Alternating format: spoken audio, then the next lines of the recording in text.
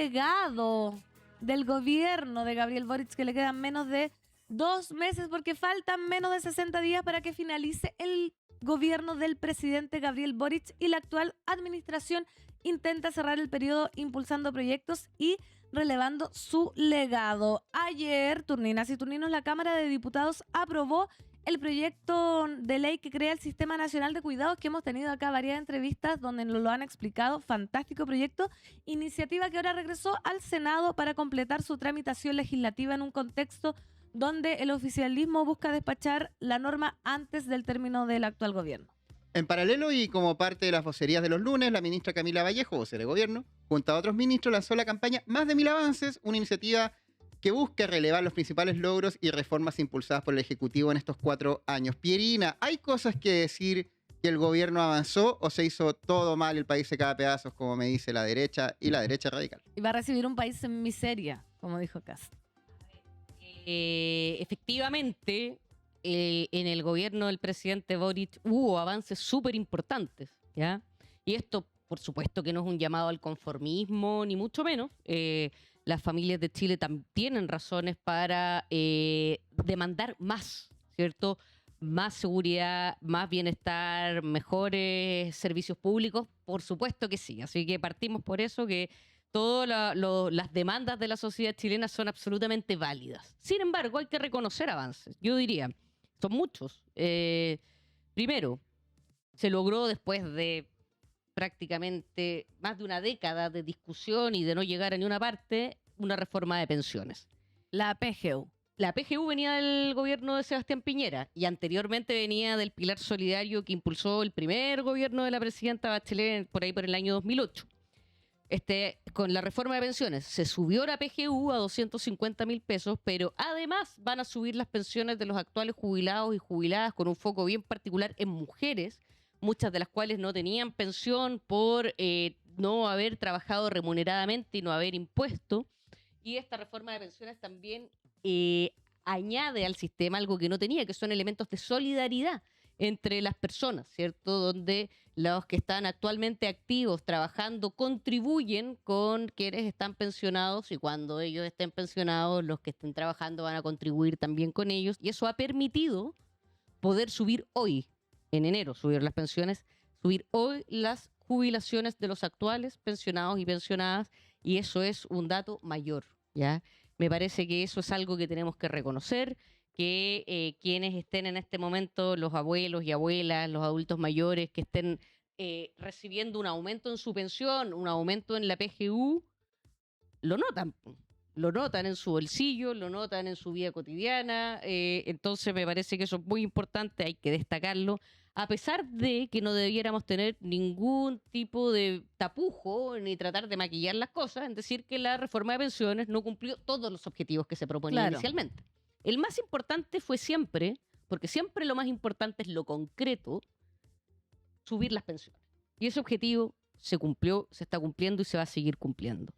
Había otros objetivos, como terminar con las AFP, y ese objetivo no se cumplió. Y no se cumplió porque no se pudo, porque no estaban los votos en el Congreso, porque la derecha no quiso avanzar en esa dirección, porque las AFP ejercieron mucha presión y porque la derecha chilena defiende de manera muy clara los intereses de las AFP. Y eso no se pudo.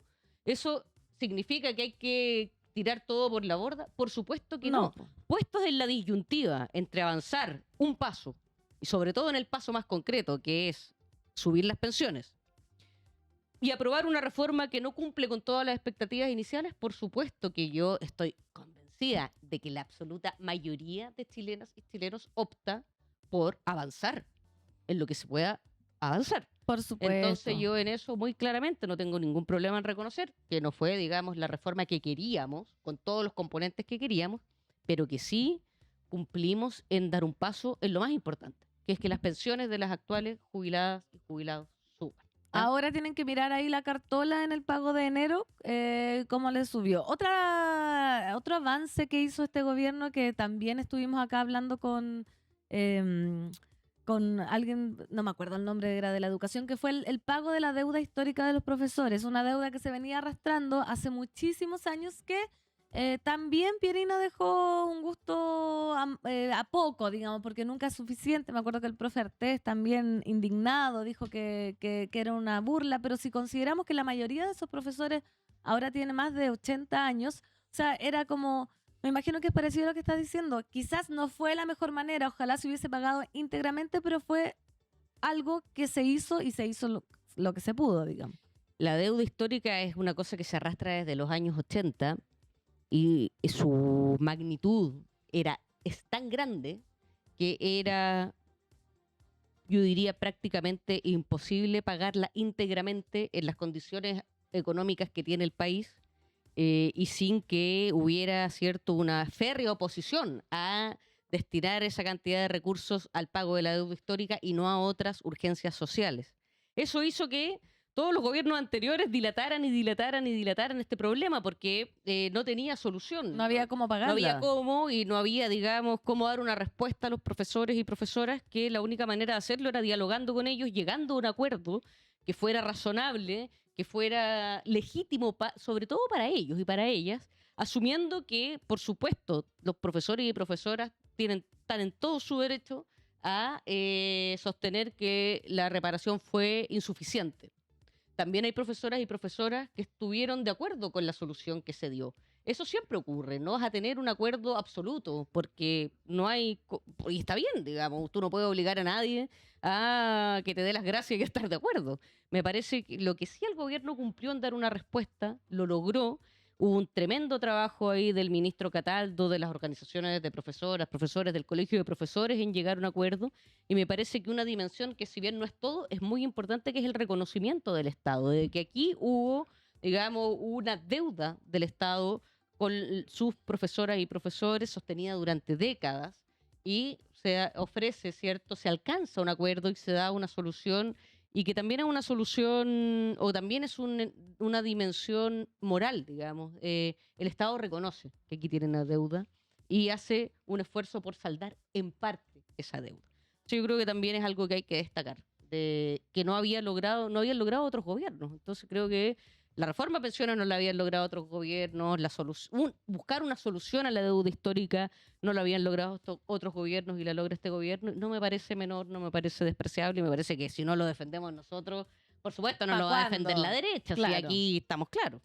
Está también el copago cero, el plan Trenes para Chile, las 40 horas ya mencionadas. Que La ley de son pago muy efectivo relevantes. de pensiones alimenticias, Claro, a mí el me patito parece... corazón. Yo creo que todos nosotros conocemos, si es que no han sido ustedes también, creo que no es el caso, pero todos conocemos a hijos, hijas, han sido amigos nuestros de padres que no pagaban su pensión y que las familias lo pasaban mal, ellos lo pasaban mal, porque saber que tu papá no está pagando la pensión y que tu mamá lo está pasando mal económicamente y que se desloma trabajando y que tiene que andar prácticamente mendigando al padre o a los abuelos, ¿cierto? Que se pongan con la plata. Eso es humillante, eso es frustrante, eso es indigno. Bueno, se acabó eso.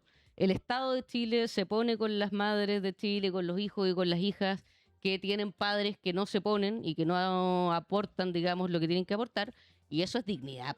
O sea, basta de mendigar plata, basta de andar pidiendo como por favor lo que es un deber. Así que me parece que eso es también de lo más relevante que este gobierno le deja al país, le deja a las mujeres y a los hijos y a las hijas del país. Y otra relevante que justamente se aprobó ayer en la Cámara fue el informe de la Comisión Mixta del proyecto de crear el Sistema Nacional de Apoyo y Cuidado. Fue unánime. O sea, 38 abstenciones sí, pero 90 votos a favor y 0 en contra. O sea, alguien que estaba en contra no se atrevió a manifestarse. Se abstuvo. Las abstenciones era que no, provenían de republicanos, la UDI, Renovación Nacional. Y ahora el proyecto vuelve al Senado para su revisión final. ¿Qué tiene este proyecto, esta iniciativa que aspira a convertirse en ley y está en etapas avanzadas del trámite legislativo? Reconoce el derecho al cuidado, a recibir cuidado, a cuidar y al autocuidado. Instala el cuidado como un derecho social, no solo como responsabilidad familiar, y busca promover la autonomía y prevenir la dependencia, asegurando que los titulares del sistema pueden ejercer su derecho al cuidado. Me sorprendió que UDI, RN y Republicano en bloque ¿Se se abstuvieran? abstuvieran. ¿Te sorprendió? O sea, no me sorprendió, lo encontré, no sé, creo que es un proyecto que si le quitamos los lugares políticos, creo que favorece a las familias de Chile. A quienes tienen abuelos, personas de tercera edad, personas que tienen discapacidad, a quienes tienen hijos, familia, todos cuidamos o somos cuidados en algún momento de la vida. Entonces me parece un proyecto muy relevante y que esta señal que da, que claro, no me sorprende, pero me descorazona un poco que no hayan acuerdos que pueden ser transversales y que ahí no den su apoyo más transversal, justamente. Perdón la redundancia. Son las mezquindades de la política y la verdad que es lamentable porque personas mayores hay de derecha y de izquierda. Personas con discapacidad hay de derecha y de izquierda. Todas esas personas requieren cuidados, independientemente de su posición política. Entonces, Lógico. es como la reforma de pensiones. Imagínate, una persona que votó por republicanos, que votó contra la reforma de pensiones, y es jubilado y jubilado, le va a subir la pensión igual. Entonces creo que en esto hay mucha mezquindad, pero lo bueno es que pasa a su último trámite en el Senado esta ley que crea el Sistema Nacional de Apoyos y Cuidados, que ordena lo que actualmente hay y proyecta hacia el futuro el rol del Estado, de la sociedad, de los privados y de los servicios públicos en materia de cuidados y establece el cuidado como un derecho. Esto es fundamental. Y también le permite al Estado planificar, porque hay una cuestión que es bien, digamos, propia de Chile, digamos, que es como no planificar y te agarra el problema cuando ya está estallado. Y sabemos, no tenemos que hacer magia, lo sabemos, que de aquí a unas décadas más, Chile va a ser un país tremendamente envejecido. Entonces, si el Estado de Chile, en vez de reaccionar a la emergencia en décadas posteriores, empieza desde ya a planificar cómo vamos a hacer para cuidar a una gran cantidad de población adulta mayor y que por lo tanto, como va a ser tanta, probablemente las familias no van a dar abasto y va a Como tener, está pasando como ya está actualmente. pasando. Sí. Entonces, bueno, planifiquemos centros de cuidado, centros comunitarios para que los adultos mayores puedan pasar el día con actividades de envejecimiento activo, planifiquemos cuidados más complejos para las personas que tienen problemas de salud, que van perdiendo movilidad, todo eso se puede planificar. No esperemos que en 20 años más tengamos la Un escoba. colapso. Entonces creo que este enfoque del sistema de cuidados que plantea la ministra Toro en el proyecto es precisamente también poner al Estado en una posición planificadora, un poco más avispada que ir después a atacar la emergencia. No evitemos una emergencia y planifiquemos el cuidado de las personas mayores y de las personas con discapacidad. Y de las personas que cuidan, Pierina, Y porque de me las acuerdo personas cuando que vinieron a cuidan. explicar acá, claro, estamos hablando en este momento de las personas más vulnerables, los adultos mayores, quizá personas con capacidades o necesidades especiales, pero la persona que cuida también debe ser cuidada. Ese es un básico que ha sido como abandonado en la discusión todo el tiempo.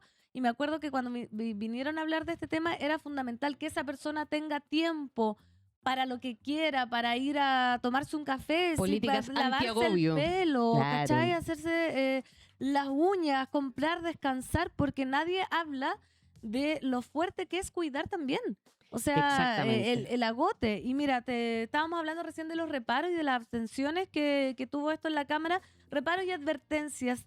Reserva de constitucionalidad del diputado republicano Stefan Schubert. ¿Qué dijo? Comillas, para que después me dijeron que avisara cuando fuera a citar algo. Comillas. Comillas. La ley permitiría a niños y adolescentes acceder a la oferta de cuidados sin la autorización explícita de sus progenitores.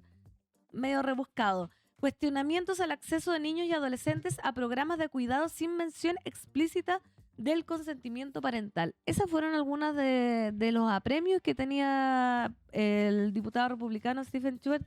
Bien exótico. Bien rebuscado, pero Bien yo creo rebuscado. que responde al intento sistemático de la derecha de reforzar la autoridad de los padres y las madres en cualquier cosa que tenga que ver con la educación o el contacto del Estado con sus hijos e hijas. Eso. ¿Ya?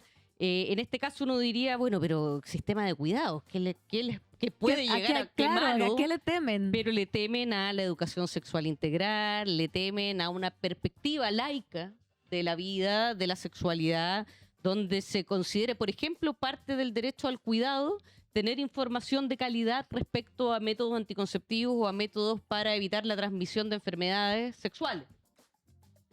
Eso claro, uno podría decir, todos los ciudadanos y ciudadanas, todos los jóvenes de nuestro país y los niños y niñas de nuestro país tienen acceso a una información de calidad científica lo más pedagógica posible y lo más oportuna posible para evitar embarazos adolescentes, enfermedades de transmisión sexual, abusos sexuales y lo que a uno le puede parecer de toda razonabilidad. Hay sectores de la derecha que les parece aberrante que los niños y niñas tengan acceso a ese tipo de información mediados por una institución que no sea la familia. ¿Y qué es lo que aquí ocurre? Es que se contraponen como dos bienes, el derecho de los padres a educar a sus hijos e hijas, pero por otra parte el derecho de esos hijos e hijas a tener información de calidad científica oportuna. ¿Y cómo se resuelve ese conflicto? Es lo que no hemos logrado encontrar, básicamente por la intransigencia de la derecha y por el temor que tienen a que otros actores intervengan en la educación de sus hijos e hijas, pero permanentemente hay otros actores que intervienen. Si sus hijos ven televisión, ahí reciben valores, ideas.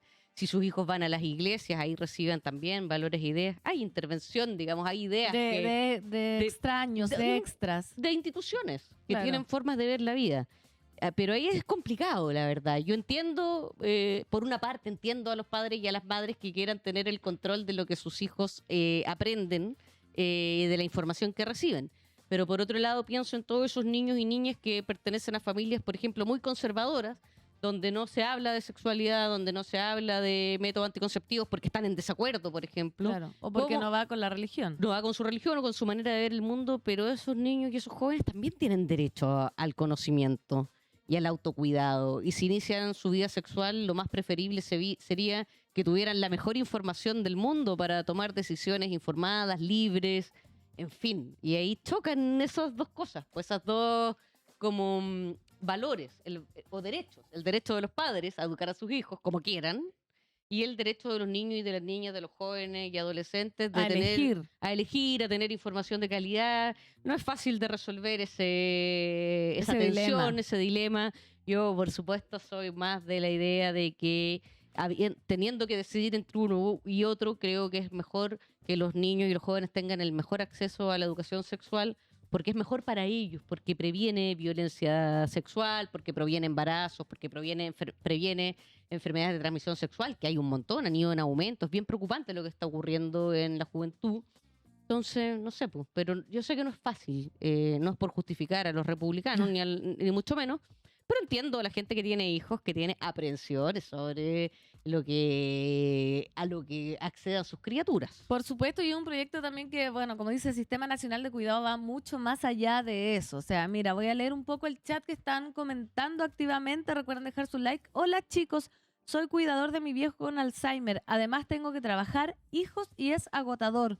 Sumando además los problemas de pareja que esto atrae. Urgen más lugares de cuidado accesibles. Esperemos que este proyecto llegue a buen puerto antes que se acabe es el fundamental. gobierno. No hay razones, senadores de derecha, no hay razones para no aprobar este proyecto más que querer infligirle una derrota al gobierno. Porque en términos del bienestar de la población, es la verdad que un acuerdo, un consenso transversal entre izquierda y derecha, entre el mundo, digamos, habitantes de nuestro país, que los cuidados son una materia fundamental y de verdad nos toca a todos y a todas, de derecha, de izquierda, de centro, a políticos, católicos, protestantes A y todos nos va a ateos. tocar. Todos tenemos en nuestra familia gente que requiere ser cuidada, todos en algún momento Vamos a requerir cuidados o vamos a ser cuidadores y cuidadoras de personas mayores o de personas con discapacidad. Por lo tanto, me parece que no hay razones. En esto sí que no hay razones de fondo para no aprobar el proyecto. Y si eso ocurre, si no se aprueba, es únicamente mezquindad y querer infligirle al gobierno una derrota. Al gobierno actual y a la legislatura actual le quedan súper pocas semanas de trámite legislativo porque en febrero el Congreso no trabaja. O sea, lo que queda de enero más un par de días de marzo y de ahí cambia totalmente el Congreso, cambia el gobierno, así que todo proyecto de ley que el gobierno quiere impulsar tiene que hacerlo, le Ahora, quedan semanas. 3 Pobre, semanas en 3 total. semanas. 3 semanas. O sea, 2 de enero y 1 de marzo. Exactamente. Entonces, y ahí quiero llevarte, Pierina, al tema que el presidente Gabriel Boric dio en la entrevista que dio al suplemento El Semanal del diario El País de España, donde habló de legado. Como qué iba a quedar de este gobierno cuando pase la historia y recuerde los años 2022, 2026 y diga, ¿qué se hizo acá? ¿Qué avanzó? ¿Qué retrocedió? ¿Qué importa este momento en la historia de Chile? Hagamos un poco de análisis que, claro, no es histórico porque estamos viviendo la historia, estamos viviendo el momento. Pero ¿cómo se podría proyectar? A ver, primero yo comparto con el presidente la incomodidad frente a la palabra legado, me parece pretenciosa. Como, Claro. es como irse fabricando un monumento de lo que fue este gobierno, no me gusta. Pero sí, yo rescato un poco lo que decía antes y lo conversábamos en otro programa, que tú tienes que ver, cuando este gobierno se vaya, ¿qué va a haber dejado para el país que es mejor y que antes no existía? Y yo creo que ahí es un gobierno de izquierda debiera ponerse como meta que una vez que deje el poder, deja al pueblo de Chile, a los trabajadores, a las trabajadoras, a la gente del campo popular, a los sectores medios, con más herramientas que antes. Ujú. Y yo creo que eso es algo que yo destaco. Los trabajadores y trabajadoras de Chile van a tener una ley de 40 horas en plena implementación, que va a significar más tiempo para sus familias y van a tener una herramienta para pelear por ese tiempo, para que se respete esa implementación de esa ley. Van a tener un salario mínimo que ha subido de manera histórica. Van a tener una ley de pago efectivo de pensiones que pone al Estado de Chile al lado de las madres de las hijas y de los hijos cuyos padres no se ponen. Entonces, eso es innegable. El gobierno del presidente Gabriel Boric deja al país y deja a las familias de este país, a las trabajadoras de este país, a los hijos de este país con más herramientas que las que había antes, y yo eso lo valoro. ¿Y cómo no lo voy a valorar? Entonces me parece que ahí es muy claro. De los límites, me parece que fueron también muy claros. Creo que a este gobierno le tocó difícil. Veníamos saliendo de una pandemia, después vino una crisis inflacionaria muy grande que se agravó con la invasión de Rusia a Ucrania. Le tocaron no sé cuántos procesos electorales y no hay que ser adivino, y esto ya se ha reconocido, que la derrota del primer proceso constitucional fue un golpe muy duro para los sectores progresistas y de izquierda, y a pesar de todo aquello se lograron empujar cosas, pero evidentemente la reforma de pensiones no logró todos sus objetivos. Era un objetivo terminar con las AFP, no terminamos con las AFP, no se terminaron con las ISAPRES. Muchas veces la gradualidad en la implementación de leyes como la de las 40 horas hace que con toda razón las personas sientan que es insuficiente todavía. Entonces creo que es muy claro los límites de una experiencia que se propuso metas tremendamente ambiciosas Claro. y pudo cumplir solo una parte de esas metas. Pero lo ambicioso de las metas y que hayan sido cumplimientos parciales no quita que no haya habido avances muy importantes. ¿Ya? Yo diría eso, pero también diría que esto todavía no está cerrado. Y hay en este momento en el Congreso 3 leyes fundamentales y que pueden, digamos, ser determinantes en el futuro de nuestro país. ¿Qué son? Bueno, el sistema de cuidados del que ya hablamos, el proyecto de ley que termina con el crédito con aval del Estado, saca a los bancos del financiamiento de la educación superior y crea un nuevo sistema de financiamiento, que es el FES, y el proyecto de Sala Cuna para Chile, que eliminaría la discriminación hacia las mujeres a la hora de ser contratadas, porque habría derechos a la cuna para hombres y para mujeres sin distinción. Se eliminaría esto de que las empresas con más de 20 trabajadoras están obligadas a tener sala cuna, lo que hace que las empresas de un tamaño mediano o chico contraten solo hasta 19 mujeres para no tener esa obligación. Entonces, establece un financiamiento tripartito y estable para que haya derecho a sala cuna para todas las madres y padres. Entonces, si hablamos de que la incorporación de las mujeres al mercado laboral, al trabajo remunerado, es fundamental para el desarrollo del país. Las mujeres retrocedimos mucho en pandemia, en nuestra incorporación al mercado laboral, casi una década.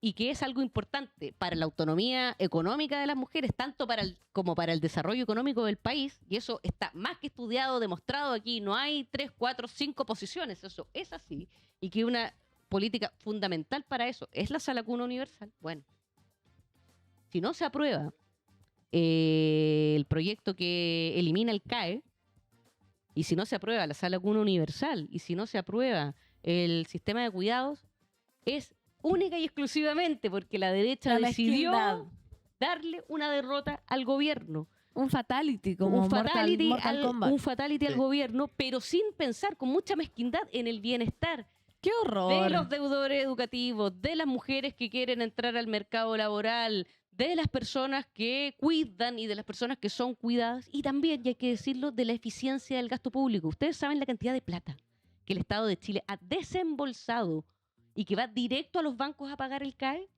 pero millones y millones y millones, miles de millones de dólares que podrían ir a pagar educación, o sea, profesores, libros, tecnología, becas para estudiantes, infraestructura universitaria, no, va a los bancos, directamente a los bancos. Entonces, esto es algo también de eficiencia en el gasto público, que es algo que le preocupa fundamentalmente o mucho a la derecha, y de modernización de nuestro sistema de financiamiento de la educación superior. Y para eso quedan 3 semanas. Para eso quedan 3 semanas. Ayer el presidente Boric en el Congreso Futuro se encontró con el presidente electo José Antonio Kast y le pidió que ponga algo de su parte para el proyecto de sala cuna universal. Dijo que existe consenso técnico entre los equipos y que queda un plazo limitado de 4 semanas para llegar a un acuerdo entre el receso legislativo. Escuchemos lo que le dijo durante ese encuentro el presidente que sale y el presidente que entra.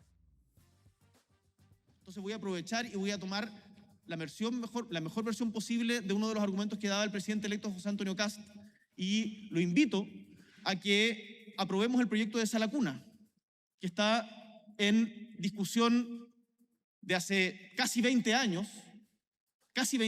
y que hoy día tenemos un consenso técnico con los equipos. Tenemos 4 semanas, porque si no vamos a retroceder mucho. Aprovechemos, José Antonio, presidente electo, de llegar a un acuerdo al respecto y sacarlo adelante.